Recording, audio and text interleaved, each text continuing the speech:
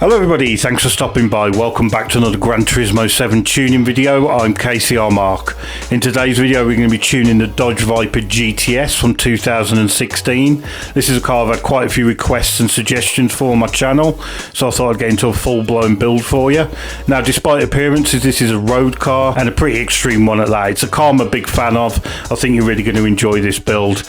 This Viper is powered by an enormous 8-litre V10 engine, which can be equipped with a supercharger for well over 1,000 brake horsepower.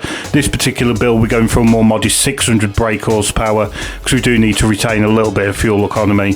Just before we get into the build, I just want to point out this car's party piece, which with a wide body kit of these enormous tyres. Look at the size of the meats on the back of that, it's absolutely insane, and they come into their own later in the video. So if it's not a car you already own, this is a very accessible build. You can buy it anytime. It's always available at Brand Central under the Dodge dealership, just 140,000 credits. So not an expensive car at all.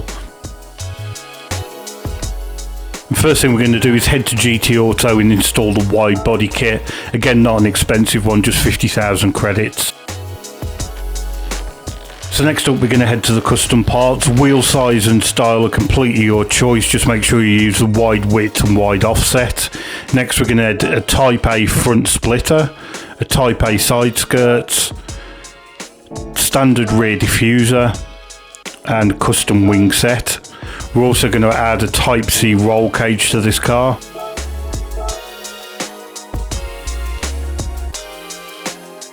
So the next part of the build is heading to the tuning shop, where you need to buy the following parts. You want weight reduction stage 1, weight reduction stage 2, power restrictor, weight reduction stage 3.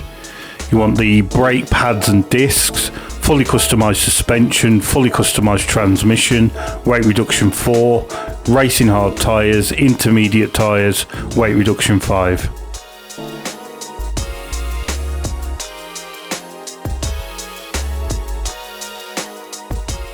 Heading onto the tuning sheet, and the main object of this was to get the weight down. It did feel very heavy as standard, but with all that weight reduction, surprisingly light car now, 1,150 with 580 brake horsepower, which is plenty for this race. And like I said, you do want to retain a bit of that fuel economy. So it's made a pretty easy tune. We haven't had to do any engine modifications whatsoever. It's just suspension and brakes mainly.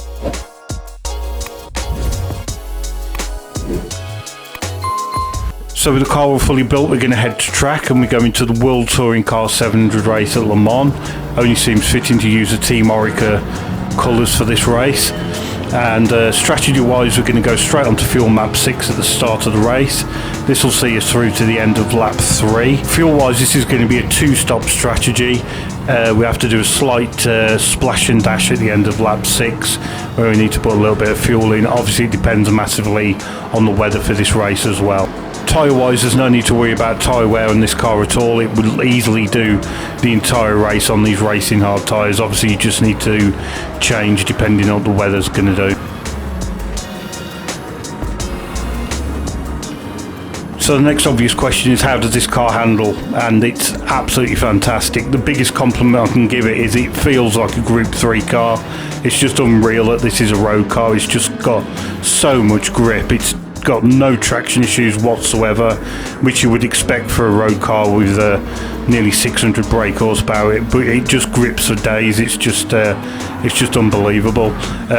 It's got no lift off oversteer like some of the rear-wheel drive cars can suffer with. It's just fills you with confidence. It's so easy to drive. It'd be ideal for the more novice players because it's just so simple to drive. It just doesn't give you any problems at all.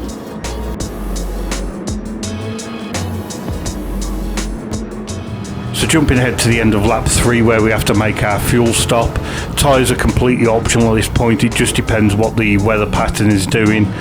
You can get away with running the racing hard for the entire race, like I said. So we're going to fill up for the one and only time and head back out onto track.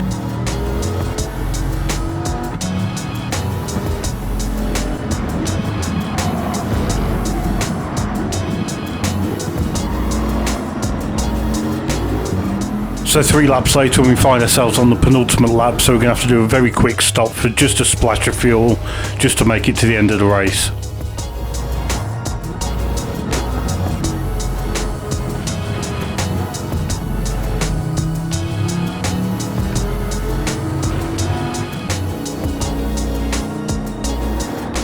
So a pretty dominant win in such a fantastic car. It's just great fun to drive.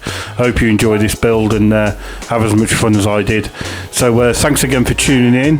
Hope you enjoyed that. Let me know how you get on the build. I do try and reply to all the messages I can. I really do appreciate them all. And with that said, I will see you again soon. Cheers, bye.